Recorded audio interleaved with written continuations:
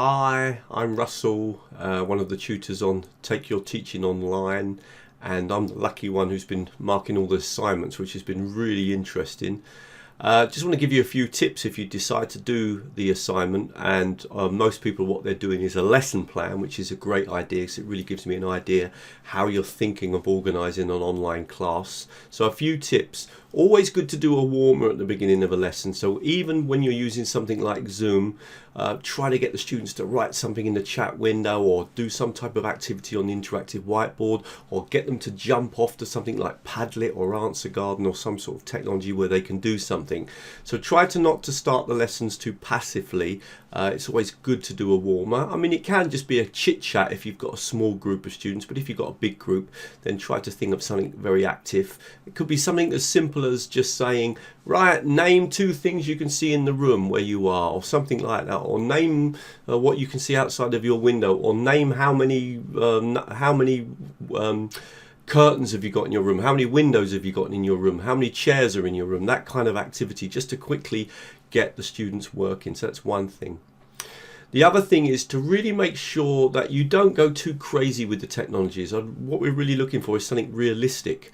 Preparing an online class, especially if you haven't got a lot of experience doing it, can be quite time consuming. So don't feel you have to throw in loads and loads of technologies. It's much better if you can really to make as much use of the technologies that you plan to use. So think carefully about that. When you're working, you don't really want to be, some of you have suggested 3 or 4 technologies in one lesson, and that might be too much. It might be too much for you in terms of planning, and it might be too much in terms of the lesson and organizing it and making it flow. The fewer technologies you jump around using, the more flow there will be. So just keep that in mind as well.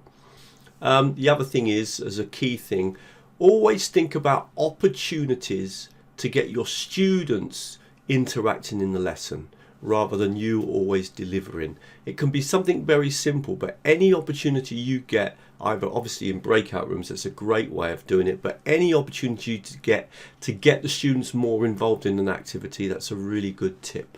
Okay, I'm going to give you a taster of actually how we give the feedback, because we don't do the feedback in a normal way. We actually do video feedback. That is, I will open your technology, your lesson plan onto the screen, turn on screen capture and record myself correcting your work, and then send you that video. So you're going to get video feedback on the work you do. So this is just a taster of what type of feedback you get if you decide to do the assignment.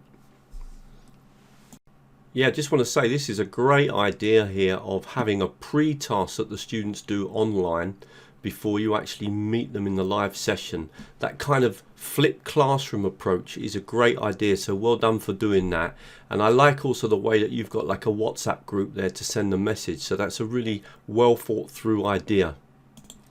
Just coming down to this point here, this is a nice way of starting a video. So in other words, you're doing a little task here to get them ready. I think that's a great idea, but maybe it might be good to do that through a picture rather than just simply writing the word creativity. I just think we could make that a little bit more interesting as the kind of pre-activity to get them prepared for watching the video. Also, I was really pleased with the way that you've decided to work with the video in snippets, and I think that can be a really good idea. Sometimes when we watch a video, it can be really difficult to watch a video for 3 or 4 minutes and be taking notes. So I like the way that you're breaking down the video into snippets and really kind of make sure that the students can work with digestible amounts of content. I think that's a really good idea. So that gives you a bit of a taster of the way I give the feedback. I do video feedback. Most people are doing a lesson plan, so I go through their plan. Some people are writing reflections after they've done an actual lesson online, and again I'm doing the same idea. So that's the way that you'll get your feedback if you decide to do the assignment. And I hope you're enjoying the course, and thank you very much.